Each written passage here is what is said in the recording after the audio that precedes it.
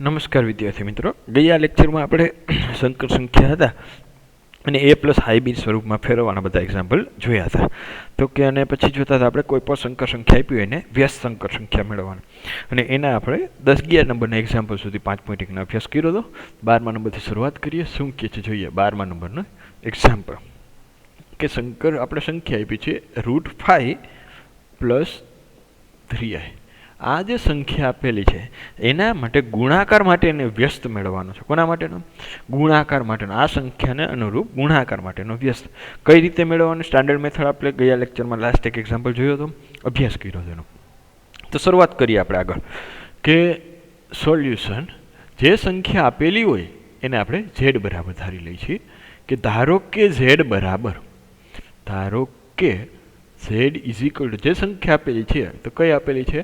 5 plus 3i મળી ગઈ. એટલે 5 પ્લસ 3i. Okay, clear. હવે તો કે હવે આની વ્યસ્ત સંકર સંખ્યા ગુણાકાર માટે વ્યસ્ત સંકર સંખ્યા એટલે z ની 1/z થાય. 1/z એટલે કઈ રીતની? પછી જે મળે એ સંખ્યા આપણે મેળવશું. therefore 1/z is equal to 1/√5 plus 3i. 1/√5 plus 3i મળી ગઈ. હવે આને a પ્લસ આઈબી સંખ્યામાં કન્વર્ટ કરવાની હોય તો આપણે શું કરીએ છીએ કે જે કોઈ સંકર સંખ્યા હોય છેદમાં આવે. ક્યાં આવે? છેદમાં. તો એને અનુબંધ સંકર સંખ્યા વડે ડિવાઈડ ને મલ્ટીપ્લાય. તો ઓકે, શરૂઆત કરીએ. તો કે 1/√5 પ્લસ 3i છે તો ગુણાકારના ડિવાઈડ ને મલ્ટીપ્લાય કરી કે √5 માઇનસ 3y √5 માઇનસ 3i અનુબંધ સંકર સંખ્યા વડે ડિવાઈડ અને મલ્ટીપ્લિકેશન કરીએ. તો કે હવે શું આવશે જોઈએ. તો કે ઉપર આવશે √5 માઇનસ 3i છેદમાં તો કે √5 plus 3i √5 plus 3i into √5 minus 3i. Okay, એટલે કે ઉપરની સંખ્યા તો એમણે રહેશે તો એને રાખી √5 માઇનસ 3i છેદમાં તો કે a minus b, a plus b, a square minus b square તો કે √5 નો સ્ક્વેર માઇનસ 3i નો સ્ક્વેર માઇનસ કોનો સ્ક્વેર તો કે 3i નો સ્ક્વેર. તો જોઈએ કેટલા આવશે આપણે બરાબર √5 માઇનસ 3i અપોન √5 નો સ્ક્વેર એટલે કે 5 માઇનસ 3i સ્ક્વેર એટલે કે 3 નો સ્ક્વેર કરશે એટલે 9 થશે. i સ્ક્વેર એટલે કે મૂકી પહેલાં તો કેટલા આવશે? 3 નો સ્ક્વેર તો 9 મળી ગયો. i સ્ક્વેર એટલે કે -1 માઇનસ કેટલા થઈ જાય તો કે પ્લસ. તો કે લખી શકીએ ડાયરેક્ટ આપણે કે i સ્ક્વેર બરાબર -1. તો કે છેદમાં આપણે કેટલી સંખ્યા મળી તો કે 5 પ્લસ 9 એટલે કે 14. તો આને આપણે લખી શકીએ √5 minus 3i upon 14. therefore √5/14 minus 3/14 i.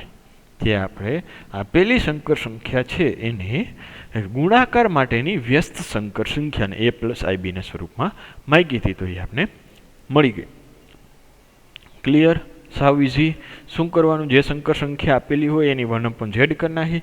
એ જેને કારણ કે ગુણાકાર માટે વ્યસ્ત ઝેડની વ્યસ્ત સંખ્યા 1/z અને એ સંકર સંખ્યાને a પ્લસ આઈબી સ્વરૂપમાં આપણે મેળવી લઈએ કે √5/14 માઇનસ 3/14 i.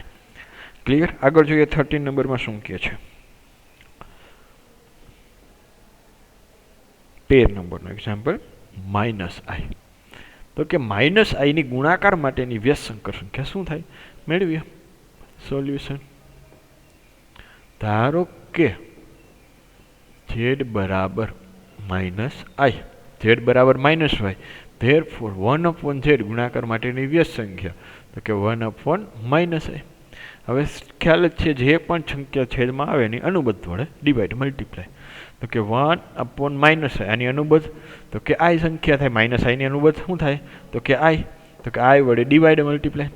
ઓકે, તો i કર્યા પછી નીચે મલ્ટીપ્લાય કરો તો કે i ઇન્ટુ i એટલે કે i square. i into i એટલે કેટલા થાય તો કે i સ્ક્વેર. હવે i સ્ક્વેર બરાબર તો કે -1 તો કે -1 કેના બરાબર તો કે i સ્ક્વેર બરાબર -1. તો કે હવે શું સંખ્યા મળશે આપને બરાબર આઈ માઇનસ ઇન્ટુ -1 એટલે કે 1. બરાબર આઈ સ્ક્વેર બરાબર -1. તો સંખ્યા કઈ મળી આઈ. તો કે માઇનસ આઈની ગુણાકાર માટેની તમને વ્યસ્ત સંકર સંખ્યા કેટલી મળે આઈ. અને આને આપણે a પ્લસ આઈબીના સ્વરૂપમાં લખીએ એટલે કે 0 પ્લસ આઈ. ક્લિયર? આવડી જાય આવા બધા એક્ઝામ્પલ? ઓકે, નેક્સ્ટ જોઈએ. શું કીધું છે? નીચેની પદાવલીને આપેલ પદાવલી ને a પ્લસ આઈબીના સ્વરૂપે લખો. ઓકે, કઈ પદાવલી આપેલી છે? તો કઈ પદાવલી થોડીક અલગ પ્રકારની આપેલી છે આવી કે 3 પ્લસ i√5 પછી into 3 minus i√5. 3 plus i√5 upon 3 minus √5 છેદમાં તો કે √3 plus √2i minus √3 minus i√2 આવું આપેલું છે. બરાબર? આને a પ્લસ આઈબીના સ્વરૂપમાં આપણે લખવી છે. તો જોઈએ શું આવે. તો સૌ પ્રથમ તો શું કરવાનું, જેટલું આપણે જાણતા હોય એનો ઉપયોગ કરતા જવાના. મતલબ કે ઉપરનું ફોર્મ જુઓ a plus b into a minus b, કારણ કે 3 plus i√5 into 3 minus i√5 છે એટલે કે a minus b a plus b વાળી ફોર્મ કંઈક દેખાય છે આપણે. તો એનો ઉપયોગ કરશે તો કે સોલ્યુશન. બરાબર? તો કે અહીંયા જે આપેલી પદાવલી હોય પહેલાં લખી નાખીએ તો કે 3 plus i√5 3 minus i√5 upon √3 plus √2i minus √3 minus i√2. Okay, તો કે a plus b a minus b, તો કે a square minus b square, તો કેટલા થશે તો કે 3 સ્ક્વેર માઇનસ i√5 સ્ક્વેર ઉપરની ટર્મ. નીચેની ટર્મમાં તો કાઉન્સ ઓપન કરી નાખી તો શું આવે જોઈએ કે √3 plus √2i minus √3 minus minus plus i√2. Okay, clear આટલું? હવે 3 સ્ક્વેર એટલે તો કે 9. પછી √5 સ્ક્વેર કરીએ એટલે કે 5. અને i સ્ક્વેર એટલે કે -1, તો કે 5 ઇન્ટુ -1 એટલે કેટલા થઈ ગયા તો કે -5 આગળ માઇનસ હતા તો કેટલા થઈ ગયા +5. બરાબર? કે ઉપયોગ કર્યો આપણે એક ફોર્મ યુઝ કર્યો કે i સ્ક્વેર બરાબર -1 એટલે કે એનો સ્ક્વેર કરશે એટલે કે -5 પ્લસ આગળ માઇનસ હતા તો કે +5. તો કે અહીંયા તો કે આ √3 આ -√3 બે સરવાળામાં હતા એ બે કેન્સલ થઈ ગયા. વધ્યા કેટલા તો કે √2i તો કે વચ્ચે સરવાળો કે √2i વત્તા √2i કેટલા થઈ ગયા તો કે 2√2i ઉપર 9 પ્લસ ઉપર છે આપણી પાસે 9 પ્લસ 5 એટલે કે 14. તો કે 14 upon 2√2i. તો કે 14 upon 2√2i છે તો એને આપણે લખવા હોય બરોબર તો કે 2 તો કેન્સલ કરી નાખીએ એટલે કે 7 upon √2i. હવે તો કે હવે આને અનુબદ્ધ સંકર સંખ્યા વડે મલ્ટીપ્લાય કરી નાખીએ. અનુબદ્ધ સંકર સંખ્યા √2i આવી તો અનુબદ્ધ સંકર સંખ્યા કઈ થશે -√2i. તો કે ડિવાઈડ અને મલ્ટીપ્લાય કરો -√2i upon -√2i. બરોબર? ઓકે, તો ઉપર કેટલા આવશે તો કે -7√2i. નીચે તો કે a માઇનસ બી એટલે કે 0 સ્ક્વેર માઇનસ બરાબર બેનો ગુણાકાર થશે તો કે માઇનસ એટલે કે -√2 આઈ એનો સ્ક્વેર, આમ આગળના માઇનસ. ઓકે, તો કે એનો સ્ક્વેર કરશે એટલે તો કે માઇનસ માઇનસ તો જો આ પેલા કેવા થઈ જશે, એક જ મિનિટ એમને એમ રાખી પહેલાં -7√2i, આ માઇનસ √2 સ્ક્વેર એટલે કે 2. ક્લિયર? આઈ સ્ક્વેર એટલે તો કે -1 અને આઈ સ્ક્વેર એટલે કે -1, તો એને આપણે લખી નાખીએ તો માઇનસ માઇનસ પ્લસ થઈ ગયા. તો મળ્યા કેટલા? 7 -7√2i અપોન 2. હવે √2 કેન્સલ કરી નાખો હોય તો -7√2i. એવી રીતે કરી શકશો. અથવા તો આ તો આપણે કેમ અહીંયા કેમ અહીંયા જો આની વડે કેમ મલ્ટીપ્લાય કર્યા, આપણે અત્યાર સુધી ભણી કે છેદમાં જ્યારે પણ સંકર સંખ્યા આવે અનુબદ્ધ સંકર સંખ્યા એટલે જ મેં ડાયરેક્ટ √2i વડે -√2i વડે ડિવાઈડ મલ્ટીપ્લાય. ખાલી તમે જો i વડે મલ્ટીપ્લાય કરો તો પણ ચાલે, તો જવાબ તો આ જ આવે. ઓકે, તો આને લખવું હોય આપણે a + ib ના સ્વરૂપમાં કીધું હતું તો કે આને આવી રીતે લખી નાખો 0 - 7/√2i, 0 - 7/√2i. ક્લિયર આટલું? ઓકે, તો અહીંયા આપણે સ્વાધ્યાય 5.1 કમ્પ્લીટ થઈ ગયું. તો હવે જે આપણે અભ્યાસ કરવાનો છે એના વિશે ચર્ચા કરી. તો કે હવે આપણે શેના વિશે અભ્યાસ કરીશું? બરાબર, તો આપણે ગયા જ લેક્ચરમાં જ પૂરો થયો ત્યારે આપણે વાત કરી હતી કે શેના વિશે અભ્યાસ કરીશું, કે કોઈ પણ સંકર સંખ્યા આપેલી હોય આપણે તો એને આપણે યામ પદ્ધતિમાં એટલે કે XY સમતલમાં આલેખ ઉપર નિરૂપણ કરવું હોય તો કઈ રીતે નિરૂપણ કરવું એના વિશેનો અભ્યાસ કરીશું. પછી એનું ધ્રુવીય સ્વરૂપ વિશે અભ્યાસ કરીશું, એટલે કે આર અને થીટા વડે એક્સમાંથી જો આર અને થીટાવાળા ફોર્મમાં આપણે લખવું હોય તો કઈ રીતે લખવાનું એના વગર આજ સ્વાધ્યાય 5.2માં આપણે એનો બધો અભ્યાસ કરીશું. કોણાંક શું હોય, મુખ્ય કોણાંક શું હોય, થોડોક એના વિશે તમે જાણો છો. ચેપ્ટર નંબર 2માં થીટા આવે તે સાઇન થીટા કોસ થીટા આવશે અને થીટાનું વેલ્યુ ક્યાંથી ક્યાં વેરી થાય, થીટા આટલા હોય તો એનું મૂલ્ય કેટલું આવે, 10મા ધોરણમાં તમે ભણી ગયેલા છો. બરાબર, તો એના બધો ઉપયોગ કરીને આપણે જોતા જશું આગળ. તો સૌ પ્રથમ તો પહેલાં આપણે કોઈ પણ સંકર સંખ્યા આપેલી હોય એને આલેખ ઉપર નિરૂપણ કર્યું હોય, જેમ કે z = x + iy આપેલી છે. ફોર એક્ઝામ્પલ ચાલો ને કે z1 = 2 + 3i આપેલી છે, તો આને આલેખ ઉપર નિરૂપણ કરવી હોય તો કઈ રીતે નિરૂપણ કરાય. બીજી સંખ્યા -2 - 3i હોય તો કઈ રીતે z2. પછી ત્રીજી એક સંખ્યા ધારો કે ખાલી તમને 1 આપેલું હોય, બરાબર, 1 + i0, અને બીજી એક સંખ્યા z3 z4, ધારો કે બીજી એક સંખ્યા કોઈ આપને તમને આવેલી આપે 0 - 3i. તો આ બધી સંખ્યાનું આલેખ ઉપર તમારે XY સમતલમાં નિરૂપણ કરવું હોય તો કઈ રીતે થાય એના વિશે આપણે સૌપ્રથમ ચર્ચા કર્યું. તો જોઈએ, બરાબર,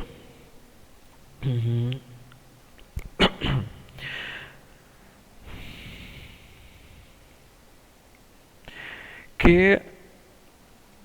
શરૂઆત ક્યાંથી કરી? ચલો પહેલાં તો એક XY સમતલ દોરીએ આપણે.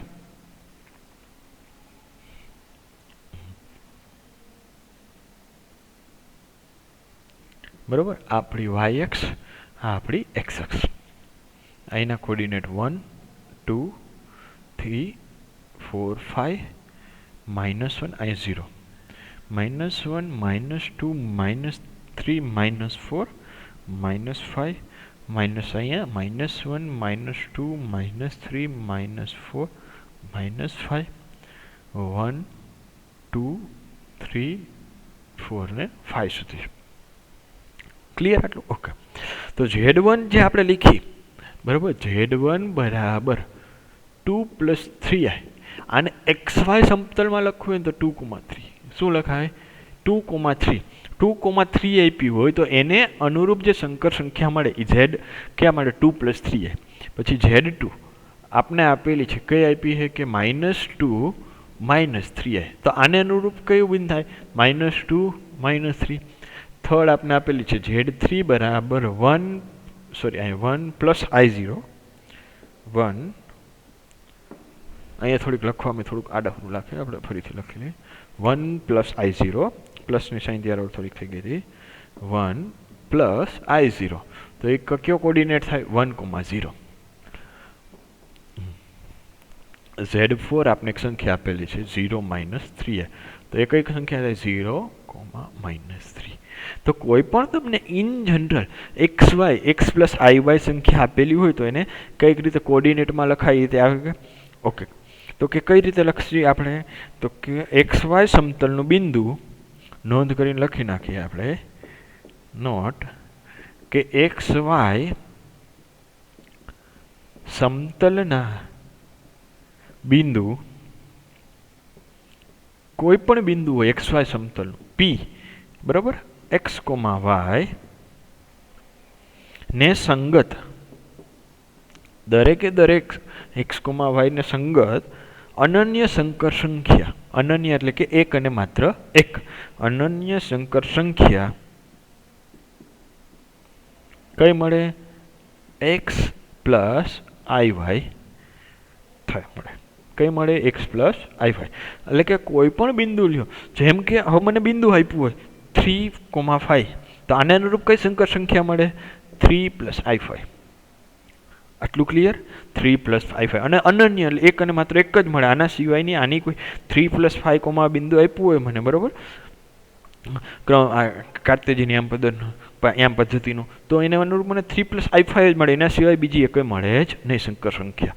ઓકે, તો આપણે જે મળ્યા જે કાંઈ સંખ્યા લીધી હતી z1 z2 z3 એને ડિનોટ કરી તો કે 2 3 x અક્ષ ઉપર 2 ચાલો y અક્ષ ઉપર 3 મળી ગયો આપણો 2,3. ઓકે, બીજો કોર્ડિનેટ તો -2 -3 મતલબ x -2 y -3 -2 -3. થર્ડ હતો 1,0 જોજો 1,0 x એક્સિસ ઉપર 1 y કોર્ડિનેટ 0. ત્રીજો હતો 0 -3 આ રહ્યો 0 -3 મતલબ કે xm 0 ને -3. તો ઇન જનરલ આ બધું આવી ગયું. x પ્લસ y કોઈ પણ આપ્યું હોય તો દોરતા આવડી જાય હવે. ઓકે, ઇન જનરલ જો તમને કોઈ સંકર સંખ્યા આપેલી હોય અને ખાલી એ આપેલી હોય તો કઈ અક્ષ દર્શાવે? x અક્ષ એટલે કે વાસ્તવિક અક્ષ બરોબર. અને જો કોઈ સંકર સંખ્યા આપી હોય એ ib સંખ્યા આપી હોય તો કયા અક્ષ પરનું બિંદુ કહેવાય? તો કે કાલ્પનિક અક્ષ પરનું. એટલે x અક્ષ છે એને આપણે કહીએ વાસ્તવિક અક્ષ. વાસ્તવિક અક્ષ. અને જે આ y અક્ષ છે બરોબર એને આપણે કહીએ કાલ્પનિક અક્ષ. કાલ્પનિક અક્ષ. તો વાસ્તવિક અક્ષ કોને કહેવાય? કાલ્પનિક અક્ષ કોને કહેવાય? એના વિશે પણ ખ્યાલ આવી ગયો બરોબર. એટલે કે y કોર્ડિનેટને જે અનુરૂપ જે સંકર સંખ્યા મળે જો આવી રીતે ખાલી હોય ib બી તો એ ક્યાં ઉપર ib વાળી બધી કાલ્પનિક અક્ષ ઉપર આવશે. x જો પોઝિટિવ હોય મતલબ કે x સંખ્યા હોય અને y કોર્ડિનેટ 0 હોય એ બધા ક્યાં આવશે? વાસ્તવિક અક્ષ પરના બિંદુઓ આવશે. તો વાસ્તવિક અક્ષ કોને કહેવાય? કાલ્પનિક અક્ષ કોને કહેવાય? અને કોઈ પણ એક સંકર સંખ્યા આપેલી હોય તો એને કઈ રીતે ડિનોટ કરો? આટલું ક્લિયર? ઓકે, હવે જેમ આપણે જો વાસ્તવિક સંખ્યાનો અભ્યાસ કરતા બરોબર 2,3 4,2 ત્યારે જે xy સમતલ હતું અને આપણે કેવું કહેતા હતા? વાસ્તવિક સમતલ કહેતા હતા. હવે એવી જ રીતે જ્યારે આપણા બિંદુઓ એટલે સમતલના દરેકે દરેક બિંદુઓ સંકર સંખ્યા હશે. કેવી સંખ્યા બધી? આ 2 2 3 માં લખ્યો એટલે મતલબ વાસ્તવિક જ સમજવાનું. આપણે અહીંયા કઈ અક્ષ છે? y કાલ્પનિક અક્ષ છે. એટલે કે આ કોર્ડિનેટ કયો હોય? 2 + 3i 2 + 3i હોય 2 + 3i હોય એટલે કાલ્પનિક અક્ષ મતલબ કે આ કોર્ડિનેટ દરેકે દરેક હશે એ સંકર સંખ્યા હશે. તેથી આ જે xy સમતલ હોય એને આપણે સંકર સમતલ કહેવાય. શું કહેવાય? સંકર સમતલ. એક તો સંકર સમતલ અથવા બીજું તમારે એને નામ આપવું હોય તો એને આર્ગંડ સમતલ કહેવામાં આવે છે. તો આપણે જે અત્યારે ભણવાના હતા એ આર્ગંડ સમતલ બરોબર. આર્ગંડ આકૃતિ અને ધ્રુવીય સ્વરૂપ એના વિશે અભ્યાસ કરવો તો આપણે આર્ગંડ સમતલ કોને કહેવાય? કે જે સમતલના દરેકે દરેક ઘટકો અથવા દરેકે દરેક બિંદુઓ એ સંકર સંખ્યા હોય. જે સમતલના દરેકે દરેક બિંદુઓ અથવા તો એના ઘટકો જે કાંઈ પણ તમે કહો એ દરેકે દરેક સંકર સંખ્યા હોય તો એને આર્ગન સમતલ કહેવાય અથવા તો સંકર સમતલ કહેવાય. જો દરેકે દરેક બિંદુઓ આપણે વાસ્તવિક માટે અભ્યાસ કરેલો વાસ્તવિક હોય તો એને વાસ્તવિક સમતલ આપણે કહેતા. ઓકે, તો એ વ્યાખ્યા લખાય કે આર્ગન સમતલ કોને કહેવાય? તો હેડિંગ આપી દે આર્ગન સમતલ.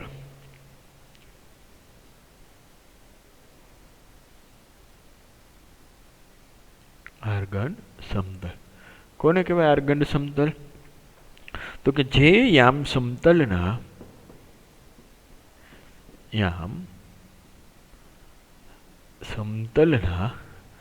પ્રત્યેક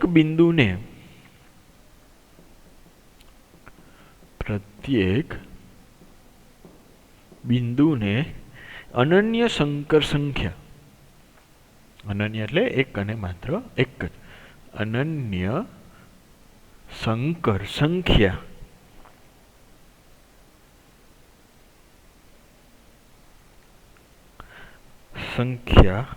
સાથે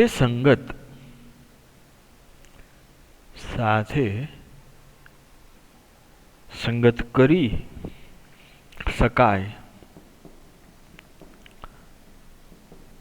તેને સંકર સમતલ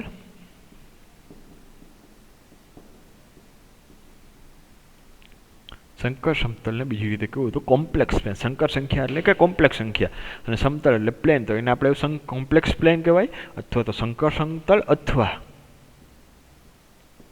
એને આપણે આર્ગન્ડ સમતલ કહેવાય છે. તો હવે આપણે સમતલ વિશે સમતલ ભણી ગયા, સમતલના બિંદુઓ કેવા હોય એ આના વિશે અભ્યાસ કરી લીધો. જો સમતલના બિંદુઓ કેવા હોય, એની અક્ષ ઉપર હોય તો એક્સ અક્ષને કેવી કહેવાય, વાસ્તવિક કહેવાય, વાય અક્ષને કાલ્પનિક કહેવાય, એના વિશેનો બધાનો અભ્યાસ કરી લીધો. આટલો ઓકે. બિંદુ કઈ રીતે દર્શાવાય એનો અભ્યાસ કર્યો. હવે આટલું જ આપણે વાસ્તવિક માટે આવું જ ભણતા. પછી આગળ જ ભણતા જેમ કે બે બિંદુઓ વચ્ચેના અંતર, ઉગમ બિંદુથી બિંદુ વચ્ચેનું અંતર ને એ બધો અભ્યાસ કરતા. તો હવે થોડુંક એક સ્ટેપ થોડુંક આગળ જઈએ. ધારો કે કોઈ પીએક્સ હોય, ઉદાહરણ તરીકે નેક્સ્ટમાં જોયા જાય. ઉદાહરણ તરીકે જોજો ધ્યાનથી, એક આપણું સમતલ છે, આર્ગન સમતલ અથવા તો કોમ્પ્લેક્સ પ્લેન. આર્ગન સમતલ એટલે કોમ્પ્લેક્સ પ્લેન કહીએ તો દરેકે દરેક એના ઘટકને સંકર સંખ્યા સાથે આપણે નિરૂપણ કરી શકીએ. ધારો કે એનો આ 1 કોર્ડિનેટ, 2 કોર્ડિનેટ, 3 છે, આ એક્સ, આ વાય, વાસ્તવિક અને કાલ્પનિક, આ -1, -2, -3 વોટેવર, આ જે કાંઈ પણ પોઈન્ટ હોય, -1, -2, 3, -1, -2, -3.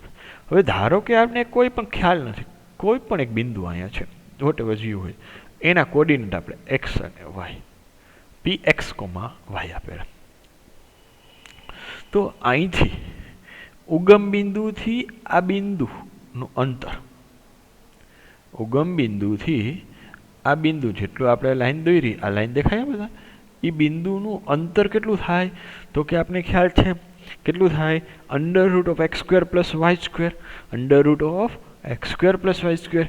બીજી રીતે આપણે તમારે જોવું હોય તો કે વાસ્તવિક સંખ્યા માટે આપણે જોતા x1 બે બિંદુ આપ્યા હોય, બરોબર, ઉગમ બિંદુથી એનું અંતર કેટલું થાય કે x1 x2 - x1 square plus y2 - y², એનું સ્ક્વેર રૂટ કરતા, બરોબર, સ્ક્વેર રૂટ કરતા. અને x1 અહીંયા તો 0 0 ઉગમ બિંદુ છે તો કે એ 0 મૂકી દો તો કે x1² + y1² અને એનું સ્ક્વેર રૂટ, એટલે કે અહીંયા કોર્ડિનેટ આપણા xy છે તો કે આટલું અંતર કેટલું થાય તો કે √(x² + y²).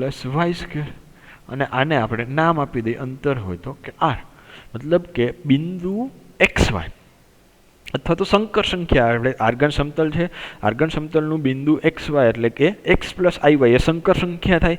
તો કે સંકર સંખ્યા x + iy નું ઉગમ બિંદુથી અંતર કેટલું થાય તો કે √(x² + y²). અને √(x² + y² છે એનો આપણે ભણી ગયા અભ્યાસ. શું કહેતા આપણે એને? માનાંક કહેતા, બરોબર. સંકર સંખ્યાનો માનાંક પણ આપણે અભ્યાસ કર્યો હતો. ક્યારે કર્યો હતો? અનુબદ્ધ સંકર સંખ્યાનો માનાંક, એ ચેપ્ટર આપણે ભણ્યા હતા, બરોબર, 5.1 પહેલાં. તો યાદ આવતું x² + y², જે આપણે મોડ ઝેડ કહેતા. આ મોડ ઝેડ એટલે જ આપણે બીજું કાંઈ પણ નહીં પણ આપણું r કહી શકાય એને, બરોબર. ઓકે, તો આર્ગન સમતલમાં આજે લખ્યું એનું આપણે કે અંતરનું જરૂર પડશે, r એટલે શું, તો એના વિશે લખી લઈ કે આર્ગન સમતલ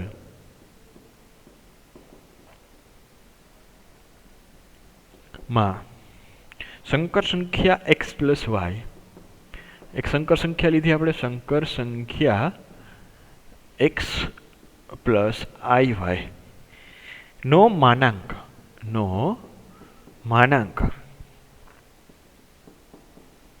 એટલે કે mod of x plus i y એ કેટલો થાય આપણે ખ્યાલ છે કે માનાંક કેટલો થાય આનો x square plus y square એટલે કે વાસ્તવિક એને એ પ્લસ આઈ બી હોય તો એને એ સ્ક્વેર અને પ્લસ બી સ્ક્વેર એ બંનેનો સ્ક્વેર કરીને એનું વર્ગમૂળ એ આ x square plus y square શું દર્શાવે એ ઉગમ બિંદુ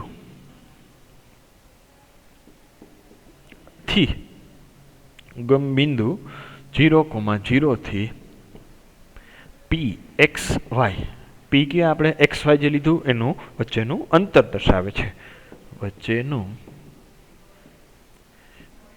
અંતર છે આપણે જ્યારે આ અભ્યાસ કર્યો હતો ત્યારે પણ જ્યારે માનાંકની વાત કરી હતી ત્યારે આપણે થોડોક આના વિશે અભ્યાસ કર્યો હતો ત્યારે આકૃતિ દોરી મેં તમને આપણે થોડુંક દેખાડ્યું હતું કે આનો અભ્યાસ કર્યો હતો ક્લિયર આટલું ઓકે નેક્સ્ટ જોઈએ હવે સંકર સંખ્યા એનો માનાંક હવે માનાંક ભણ્યા ત્યારે જ એની સાથે આપણે કોઈક ભણ્યા હતા કે જો કોઈ પણ સંકર સંખ્યા એક્સ પ્લસ આઈ વાય હોય એ પ્લસ આઈ બી ભણતા હવે આપણે એક્સ પ્લસ આઈ વાયમાં આવી જશે કારણ કે એક્સ અને વાય આપણે જનરલી આપણે લેતા હોય એક્સ કોર્ડિનેટ વાય કોર્ડિનેટ એટલા માટે તો આની અનુબદ્ધ સંકર સંખ્યા એટલે કે ઝેડ બાર એટલે કે એક્સ માઇનસ આઈ વાય કોઈ પણ સંકર સંખ્યા હોય એની અનુબદ્ધ સંકર સંખ્યા શું થાય કે ઝેડ પ્લસ આઈ વાય હતી તેની અનુબદ્ધ સંકર સંખ્યા ઝેડ માઇનસ આઈ વાય તો કે ઝેડ બરાબર એક્સ પ્લસ વાય હતું તો એનો કોર્ડિનેટ અહીંયા એમ ક્યાં હતા એક્સ વાય હવે ઝેડ બરાબર એની અનુબદ્ધ સંકર સંખ્યા બરાબર એટલે કે ઝેડ બાર એક્સ માઇનસ આઈ વાય ને અનુરૂપ આપણે કયો બિંદુ મળશે એક્સ કોમા માઇનસ વાય તો ડિનોટ કરી ધારો કે એક્સ કોમા અહીંયા એક્સ કોમા વાય છે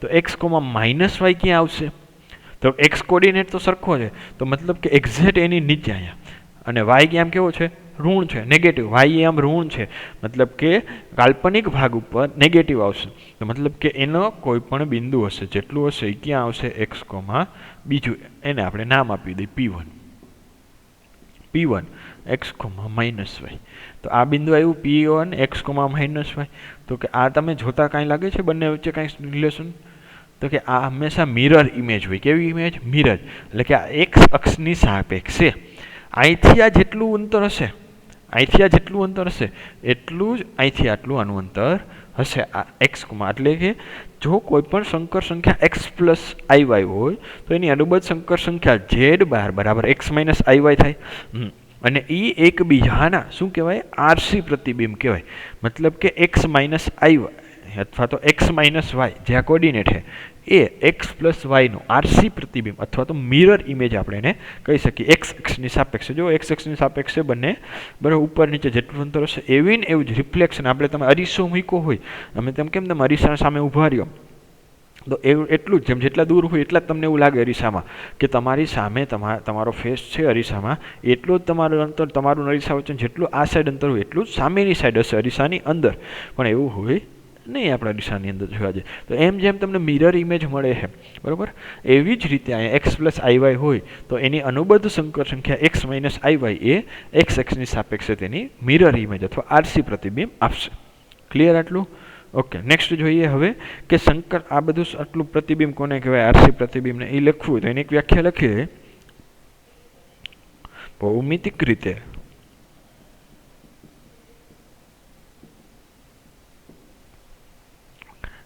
બિંદુ એક્સ કોમા માઇનસ વાય એ બિંદુ એક્સ કોમા માઇનસ વાય એ બિંદુ કયું બિંદુ તો કે એક્સ કોમા વાય નું વાસ્તવિક અક્ષની સાપેક્ષે કોની સાપેક્ષે કારણ કે એક્સ અક્ષની સાપેક્ષે એટલે કે વાસ્તવિક અક્ષની સાપેક્ષે આરસી પ્રતિબિંબ કહેવાય છે આરસી પ્રતિબિંબ કહેવાય છે ક્લિયર આટલું ઓકે એટલે કઈ રીતે વાસ્તવિક અક્ષ કોને કહેવાય કાલ્પનિક અક્ષ એના કોઈ પણ બિંદુ આપ્યો હોય તો એનું ઉગમ બિંદુથી અંતર કેટલું થાય તો કે એનો માનાંક લઈ લ્યો એટલે કે x square plus y square જેટલું એનું ઉગમ બિંદુથી અંતર થાય ઈજી અંતર થાય એને આપણે કેના વડે દર્શાવીએ તો કે એને આપણે આર વડે દર્શાવીએ છીએ પછી કોઈ પણ બિંદુ હોય એની અનુબદ્ધ સંકર સંખ્યા શું થાય બરાબર અને એનું અનુબદ્ધ સંકર સંખ્યા એ જે બિંદુ મળે એ આપણે શું દર્શાવે તો કે એનું આરસી પ્રતિબિંબ દેખાડે વાસ્તવિક અક્ષની સાપેક્ષે એક્સ કોમા વાયનું આટલો કન્સેપ્ટ ક્લિયર ઓકે, તો નેક્સ્ટ હવે જે આપણે આગળ જે ભણવાના છીએ કે સંકર સંખ્યાઓનું ધ્રુવીય સ્વરૂપ. હવે ધ્રુવીય સ્વરૂપ જે ભણવાના છે એ ખાસ અગત્યનું છે, અને સંકર સંખ્યાના ધ્રુવીય સ્વરૂપથી ઉપરથી આપણે સ્વાધ્યાય 5.2 એના ઉપરના એક્ઝામ્પલ આપણે એમાં ગણીશું કે ધ્રુવીય સ્વરૂપ ઉપરથી કઈ રીતના એક્ઝામ્પલ બધા આવે એનો અભ્યાસ કરીશું. તો થેન્ક યુ. આજના લેક્ચરમાં આપણે આટલું રાખીશું. નેક્સ્ટ લેક્ચરમાં આપણે મળી ત્યારે આર થીટા અને બધા વિશેનો અભ્યાસ કરીશું.